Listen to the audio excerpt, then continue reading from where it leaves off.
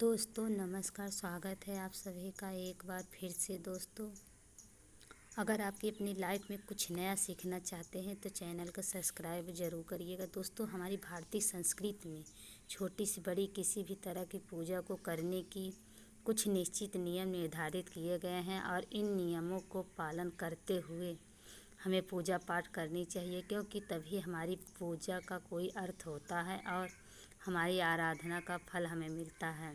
दोस्तों, कई बार हम पूरी श्रद्धा और भक्ति से पूजा पाठ करते हैं, लेकिन फिर भी हमारी मनोकामना पूरी नहीं होती, हमारे कष्टों के निवारण नहीं हो पाता है और हमें मानसिक शांति भी नहीं मिल पाती है। ऐसा क्यों होता है? आखिर क्यों आपको आपकी पूजा का मनवांछित फल प्राप्त नहीं होता है और आपका मन भी हमेशा शांत रहता है?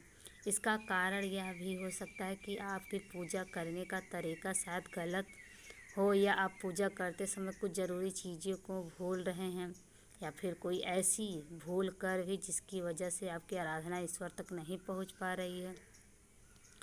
दोस्तों, हमारे शास्त्रों में जितनी भी पूजा सामग्री बताई गई है उनमें सभी वस्तुओं की अपनी एक विशेषता और महत्व है। चाहे कुमकुम हो या रोली हो या चावल हो, कपूर हो या फिर धूप दीप इत्यादि हो, जब भी हम विधि विधान से पूजा पाठ करते हैं तो इन सभी पूजा सामग्रियों का इस्तेमाल करने का एक विशिष्ट क्रम निर्धारित होता है और उसी क्रम का हमें पालन करना चाहिए। आज का हम आपको ऐसी कुछ बातें बताएंगे जो हमें पूजा करते समय हमेशा ध्यान दें रखनी चाहिए। साथ ही भगवान श्री कृष्ण के अनुसार ऐसी वो कौन सी चीज़ है जिसे पूजा घर में रखने से सुख समृद्धि और ऐश्वर्य की प्राप्ति होती है, आइए जान लेते हैं। लेकिन दोस्तों, उससे पहले अभी तक हमारे चैनल को सब्सक्राइब नहीं किया है तो चैनल को सब्सक्राइब करके बेल आइकन ज़रूर दबाइएगा, वीडियो को लाइक ज़रूर करिएगा। पूजा करते समय सबसे पहले तो देखिए कि आपका मंदिर सही दिशा में है या नहीं। वास्तु के अनुसार अगर घर में मंदिर हमेशा ईशान कोण या उत्तर पूर्व दिशा में होना चाहिए। प्रतिदिन सुबह उठकर स्नान आदि से स्वच्छ होकर तथा साफ कपड़े पहनकर ही नियम पूर्वक भगवान की पूजा करनी चाहिए और सुबह शाम ईश्वर के सामने एक दीपक अवश्य ही जलाना चाहिए। मंदिर और उसके आसपास की जगह साफ सुथरी रखें। भगवान को नहलाकर कुमकुम का तिलक लगाकर फूल चढ़ाने चाहिए। हालांकि प्रत्येक घर में पूजा के नियम होते हैं, उन्हीं को ध्यान में रख कर एक कर्मपथ तरीके से पूजा करें। यदि रखिए कि भगवान को भोग को कभी पूजा के पहले चक्कर झूठ ना करें तो इसे सूंघना भी घोर पाप माना जाता है। और साथ ही भगवान का पर चढ़ाए जाने वाले फूलों या फिर धूप दीप अगरबत्ती या अन्य किसी भी पूजा सामग्री को भी कभी सुनकर भी नहीं देखना चाहिए। इसे शास्त्रों की दृष्टि से बिल्कुल सही नहीं माना जाता है। दोस्तों, घंटी शाम को लोग कभी भी नहीं और कैसे बजा लेते हैं, लेकिन ध्यान रहे पूजा करते समय घंटी तथा शंख आदि को बजाने के एक विशेष नियम है। हमें केवल आरती के समय ही घंटी और शंख को बजाना है चाहिए। इससे वातावरण की नकारात्मक ऊर्जा सकारात्मक ऊर्जा में बदल जाती है। दोस्तों, हमारी हर पूजा में कलश का एक अलग ही महत्व होता है। शास्त्रों में कलश का पूर्णता का प्रतीक माना गया है। चाहे वो सत्यनारायण की पूजा हो या दीपावली या नवरात्रि पर्व हो या फिर किसी भी प्रकार का उत्सव या मांगलिक कार्य हो, कलश की स्थापना किए बिना सभी अधूरा है। पूजा में कलश का प्रयोग देवताओं का आह्वान करने के लिए किया जाता है। ईश्वर के सामने तांबे के कलश में पानी भर कर रखना इतना शुभ होता है कि यदि हम अपने रोज़ की पूजा करते समय भी भगवान के सामने तांबे के कलश में पानी भर कर रखें तो इसका चमत्कारिक प्रभाव हमें अवश्य ही देखने को मिलता है। इसके लिए मुख्य रूप से तांबे का ही कलश लें। कलश पर कुमकुम से स्वास्तिक के चिन्ह बनाकर उस पर अक्षत चिपकाए और मौली बांधे। फिर कलश में शुद्ध पानी भरकर उसमें थोड़ा सा गंगा जल मिलाएं। कलश को भगवान के दाईं ओर रखें। फिर यह भगवान की पूजा करते समय कलश की भी पूजा करें। फिर भी पूरे मन से भगवान के साथ साथ कलश को भी नमस्कार करें और सभी पवित्र नदियों का आह्वान करें। ये कलश और इसमें भरा हुआ पानी दूसरे दिन की पूजा तक ऐसे ही रहने दें और फिर पूरे घर में छिड़क कर बचा हुआ पानी घर में लगी हुई तुलसी में डाल दें। यकीन मानिए इस अभिमंत्रित जल से दिन भर एक सकारात्मक ऊर्जा निकलती है रहती है, जिसके चमत्कार की वजह से आपका पूरा घर अद्भुत शांति से बढ़ जाएगा। इसके पीछे शास्त्रों में अनेकों कारण बताई गई है। शास्त्रों में कलश को सुख और समृद्धि का प्रतीक माना गया है। जिस प्रकार जल ही जीवन है, कलश में हम जल भरकर रखते हैं, उसकी पूजा करने से हमारा घर और आसपास का वातावरण भी जीवन से भरपूर और सुख समृद्धि से भर जाता है। तो दोस्तों, रोज़ाना आप भी अपने मंदिर में कलश का पानी भर कर अवश्य रखें। आपका इसका अवश्य लाभ होगा। दीपक जलाने के कितने ज़्यादा फायदे हैं आपको जाने जीवन में मिलते हैं, और किस प्रकार आपको दीपक जलाना चाहिए, कौन सी दिशा जिससे आप बहुत ज़्यादा तरक्की कर सकें और अपने जीवन में सभी बाधाओं को ख़त्म कर सकें। सबसे पहली बात तो आपको ध्यान रखनी चाहिए कि अपने घर के मंदिर में रोज़ाना ही आपको दीपक जलाना चाहिए। कभी भी ऐसा नहीं होना चाहिए कि अपने दीपक ना जलाया हो, क्योंकि घर के मंदिर में रोज़ाना दीपक जलाना बहुत ही ज़रूरी होता है। इसी से आपके घर में नेगेटिव एनर्जी बाहर निकलती है। और अगर आप कोई भी दीपक नहीं जलाते हैं तो घर में, मंदिर में, फिर अपने घर में शाम के समय, इससे आपके घर का वातावरण बहुत ज़्यादा नेगेटिव होता ही है। आपके घर की परेशानियां भी बहुत ज़्यादा बढ़ने लगती है। घर का मुखिया होता है, उसे बहुत ज़्यादा ही मेहनत करनी पड़ती है। इसकी वजह से परेशानी, डिप्रेशन और टेंशन में घर का मुखिया पहुंच जाता है। शाम का समय हिंदू धर्म में बहुत ही ज़्यादा महत्वपूर्ण माना जाता है, और जो लोग शाम के समय कभी भी घी का दीपक या फिर तेल का दीपक अपने घर में नहीं जलाते हैं तो उनके घर में हमेशा ही मुसीबत बनी रहती है। यानी कि एक मुसीबत से निकलते ही तो दूसरी मुसीबत से उससे पहले ही फंस जाते हैं। हमेशा धन की समस्याएं, परेशानियां बढ़ती रहती हैं। उनके जो बच्चे होते हैं वो उनके खिलाफ़ होने लगते हैं, उनका कहना बिल्कुल भी नहीं मानते हैं। इसी तरह घर का पूरा माहौल ही दुखपूर्ण होने लगता है। काफ़ी लोग इन चीज़ों को भी मानते भी हैं, लेकिन जानते भी हैं, उपाय नहीं कर पाते हैं और भूल जाते हैं। उन्हें इन चीज़ों होने वाले नुकसान के बारे में पता नहीं होना चाहिए। इसलिए रोज़ाना आपको एक घी का दीपक या फिर तेल का दीपक जलाना बहुत ही ज़रूरी होता है। अगर आप नहीं जला सकते तो कोई भी और व्यक्ति आपके घर में दीपक जला सकता है, लेकिन रोज़ाना दीपक जलाना बहुत ही ज़रूरी होता है। इससे आपकी सभी नेगेटिव एनर्जी आपके घर से हमेशा बाहर रहती है। दोस्तों, शाम का समय ऐसा होता है जिससे समय नकारात्मक ऊर्जा से बहुत ही ज़्यादा प्रबल होती है और आपके घर में प्रवेश कर जाती है। ऐसे में अगर आप घर में या घर के मंदिर में दीपक नहीं जलाते हैं तो नेगेटिव एनर्जी आपको बहुत ही ज़्यादा परेशान करती है। आपके सभी काम बिगड़ने लगते, जिससे समय सूरज डूब जाता है। उसी समय ये नेगेटिव एनर्जी बहुत ही ज़्यादा प्रबल हो जाती है। उसी समय आपके मुँह हाथ पैर धोकर दीपक जलाना चाहिए। अगर आप खुद नहीं कर सकते तो कोई और व्यक्ति भी आपके लिए ऐसा कर सकता है। दोस्तों, अब जिस घर में बहुत सारे लोग बीमार रहते हैं, फिर बीमारी कभी भी ठीक नहीं होती है, तो ये एक संकेत होता है कि आप घर में बहुत ही ज़्यादा नकारात्मक ऊर्जा या जो परेशानियाँ, बीमारियाँ को, मुसीबतों का बहुत ही ज़्यादा बढ़ रही है। तो इन चीज़ों को ख़त्म करने के लिए आपको अपने घर में जब सूरज ढल जाता है तो उस समय घी का दीपक या फिर सरसों का तेल का दीपक, फिर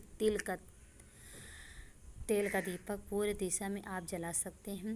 लेकिन रोज़ाना इन चीज़ों को करना बहुत ही ज़रूरी है, तभी आपको इसके लाभ मिल पाती है। अगर आपके घर में धन से जुड़ी समस्याएं, नौकरी व्यवसाय से जुड़ी हुई कोई भी समस्याएं हैं, तो अगर ऐसी समस्याएं बहुत ही ज़्यादा होती हैं तो आपके मन में उत्तर दिशा रोज़ाना ही घी का दीपक जलाना चाहिए।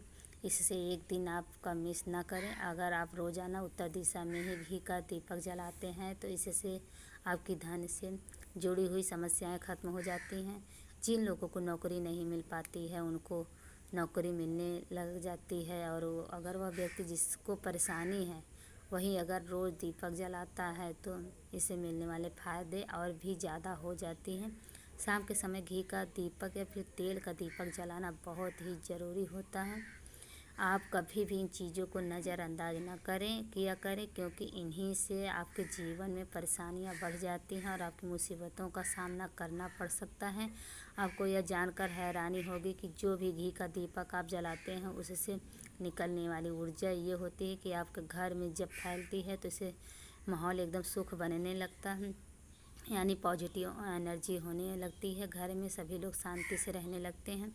इसी प्रकार जो तेल का दीपक होता है, ये जब भी जलता है तो इससे आपके आसपास जितनी नकारात्मक ऊर्जा ये है वो ख़त्म हो जाती है, क्योंकि इन दीपकों से निकलने वाली जो ऊर्जाएं हैं वो धुआं होते हैं, नेगेटिव एनर्जी को बाहर निकालता है और आपके आसपास की एनर्जी को पॉजिटिव में बनाता है। तो ये बहुत ही ज़रूरी चीज़ें हैं।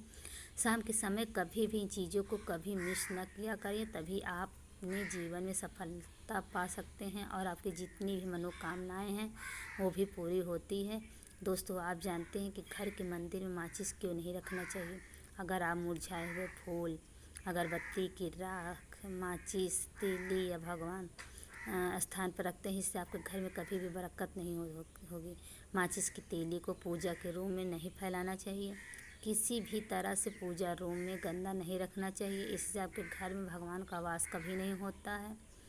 वास्तुशास्त्र में माचिस जलाने के बाद और उसका प्रयोग होने के बाद ही बहुत ही अशुभ मानी जाती है। माचिस की राख कभी घर में नहीं रखनी चाहिए, इसे तुरंत हटा दें। इससे अच्छा नहीं माना जाता, इससे घर में क्लेश बढ़ते हैं। इस घर के मंदिर माचिस की तीली, माचिस की डिब्बी नहीं रखनी चाहिए। माचिस मंदिर में थोड़ा दूर रखें, यानी मंदिर में न रखें। ये प्रयोग में होने वाली माचिस हटा दें। माचिस की एक तीली भी मंदिर के आसपास नहीं होनी चाहिए। साथ ही साथ घर के मंदिर में धन रखना आवश्यक है, लेकिन फटे पुराने नोट मंदिर में नहीं रखना चाहिए। इससे उल्टा आपके जीवन में धन हानि होगी, परिवार में दुखों का आगमन होगा। दोस्तों, मंदिर में रखे धन कभी भी किसी प्रकार का उठा कर नहीं देना चाहिए, नहीं तो आपके घर में लक्ष्मी दूसरों को घर चली जाएंगी। ऐसे धन को हमेशा संभाल कर रखें। दोस्तों, हम अपने घर में पूजा पाठ करते हैं और मूर्ति आदि रखते हैं।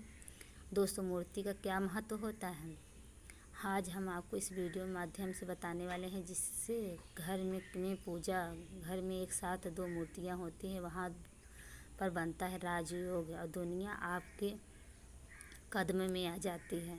कहने का तात्पर्य यह है कि आपको सर्व सुख प्राप्त हो जाता है, जिसके आपने कल्पना है कि जिसके आपको मनोकामना मांगी होगी। दोस्तों, घर में हम पूजा करते हैं, पूजा पाठ करते हैं। पूजा पाठ के माध्यम से कुछ चीज़ें देखने और मानने आदि का प्रयत्न करते हैं, ताकि हमें उस पूजा का फल प्राप्त हो जाए और हम उसी अनुरूप से घर के मूर्ति आदि लगवाते हैं, तो ताकि हम उन देवी देवताओं का सुंदर मुख देख सकें और उनका आशीर्वाद प्राप्त कर सकें। लेकिन दोस्तों, अगर हम अपने घर में पूजा घर में इन मूर्तियों के साथ अन्य मूर्तियां भी रखते हैं, तो निश्चित तौर पे हमारी किस्मत बदल जाती है। देखते हैं कि हमारे जीवन के अंदर सारी कंगाली समाप्त होने लगती है। दोस्तों, बात करते हैं कि उन मूर्तियों के बारे में कि आखिर कौन सी दो मूर्तियां एक साथ आपको रखनी चाहिए, तो उसका सच्चा सर्व सुख आपको प्राप्त हो सके। और सबसे पहले अगर आप भी किसी मूर्ति की बात कर रहे हैं, तो दोस्तों, अगर आप श्री कृष्ण के भक्त हैं तो बाल गोपाल की मूर्ति रखते हैं, तो आपको भगवान श्री के साथ राधा रानी जी की मूर्ति आपको ज़रूर रखना चाहिए। दोस्तों, या भगवान कृष्ण अगर आपके घर में तस्वीर है, तो उसके साथ राधा जी की तस्वीर संयुक्त जोड़े के रूप में आप लेकर आनी चाहिए। और दोस्तों, यह प्रेम और एकता की एक ऐसी अनोखी मिसाल है कि जिस घर में इन दोनों की तस्वीरें होती हैं, वो समझ लीजिए कि उनके घर में किसी भी प्रकार का गृह क्लेश नहीं होता है। दोस्तों, पति और पत्नी में परिवारजनों के बीच में परस्पर प्रेम बना रहता है और घर में धन धान्य अपने आप ही वृद्धि होती है। इसलिए ये ज़रूरी माना गया है कि अगर आप भी इन मूर्तियों को रखते हैं, तो निश्चित तौर पर आपके जीवन में अपने आप ही फायदा प्राप्त हो जाएगा। दोस्तों, कई लोग अपने घर में माता लक्ष्मी की पूजा करते हैं, तो सोचते हैं कि भगवान विष्णु की पूजा करें या ना करें, या फिर उनकी मूर्तियाँ साथ में रखें या ना रखें। दोस्तों, हमेशा भगवान श्री कृष्ण जी की माता लक्ष्मी की पूजा आपको एक साथ करनी चाहिए। दोस्तों, देवाधि महादेव भगवान विष्णु और भगवान ब्रह्मा जी तीनों ही देवताओं को सर्वशक्तिमान देवता माना गया है और तीन देवताओं में भगवान विष्णु जी को पूजा जाता है। तो अगर आप अपने घर में घर में लक्ष्मी नारायण जी की संयुक्त रूप से पूजा करते हैं तो निश्चित तौर पे आपके घर में दिन दोगुनी और रात चौगुनी वृद्धि देखने को मिलती है। दोस्तों, इसलिए आप भगवान विष्णु जी के साथ माता लक्ष्मी जी की पूजा करें। अगर आप माता लक्ष्मी की अकेली तस्वीर है तो आपको उनके बाएं तरफ भगवान की श्री की गणेश भगवान कुबेर जी की मूर्ति या तस्वीर अपने घर के मंदिर में ज़रूर लगाने चाहिए। अगर आप माता लक्ष्मी जी के बाएं तरफ भगवान श्री गणेश जी की मूर्ति लगाते हैं तो ये तस्वीर लगाते तो आपको निश्चित तौर पर धन लाभ प्राप्त होगा और देखते आपके जीवन के अंदर कंगाली समाप्त होने लगती है और धन की प्राप्ति होने लगती है। आपको लक्ष्मी गणेश जी की संयुक्त रूप से पूजा करनी चाहिए। माना जाता है कि माता लक्ष्मी धन देती हैं और भगवान श्री कृष्ण रिद्धि सिद्धि का भंडार हैं और वृद्धि का विकास करते हैं। इसी वजह से इनकी पूजा बहुत ज़रूरी मानी गई है। दोस्तों, कई लोग पूछते हैं कि अपने घर में हनुमान जी की तस्वीर या मूर्ति रखें या न रखें, उनकी पूजा करें या ना करें। दोस्तों, तो आपको निश्चित तौर पर हनुमान जी की या अन्य देवी देवताओं के साथ में भी ये मूर्ति या तस्वीर रख सकते हैं। किसी प्रकार की कोई दो राय नहीं है कि आपके ऊपर हनुमान जी के क्रोधित होंगे या नहीं होंगे। दोस्तों, इसके अलावा आप प्रभु श्री राम की तस्वीर भी अपने घर में पूजा घर में रखते हैं तो आप हनुमान जी की तस्वीर रखें या ना रखें। हनुमान जी के निमित्त किसी प्रकार की पूजा पाठ करना हो तो आप प्रभु श्री राम से कहें। दोस्तों, भगवान श्री राम के प्रेम भक्त हनुमान जी हैं और निश्चित तौर पर आपको उतना ही आशीर्वाद प्राप्त होता है जितना कि आपको हनुमान जी की मूर्ति या तस्वीर का पूजन करने से होता है। या फिर आप क्या करें, श्री राम दरबार की तस्वीर अपने घर में लेकर आएँ, श्री राम दरबार का तस्वीर का पूजन करें और उनकी मूर्ति या उनके किसी प्रकार की कोई चीज़ आपके पास है तो आप उनका पूजन करें। इसमें सारे देवी देवताओं को आपको आशीर्वाद प्राप्त होगा। हनुमान जी से लेकर माता सीता, भगवान श्री राम और अन्य देवी देवताओं का भी आशीर्वाद आपको प्राप्त हो जाता है। तो निश्चित तौर पर अपने घर में घर में एक साथ आप ये तस्वीर रख सकते हैं। आपके जीवन में राजयोग की प्राप्ति हो जाती है। दोस्तों, इसी तरह पूजा घर में किसी अन्य स्थान पर अगर कोई तस्वीर रखना चाहते हैं तो और उसे लगाकर अपने घर में लाभ प्राप्त करना चाहते हैं तो अपने घर में या पूजा घर में आपको निश्चित तौर पर तीनों देवों की तस्वीर मूर्ति ज़रूर लाकर रखनी चाहिए। ब्रह्मा विष्णु और महेश, इन तीनों की संयुक्त रूप से इनकी एक साथ तस्वीर अपने घर मंदिर में अपने घर में कहीं भी लाकर रख देनी चाहिए।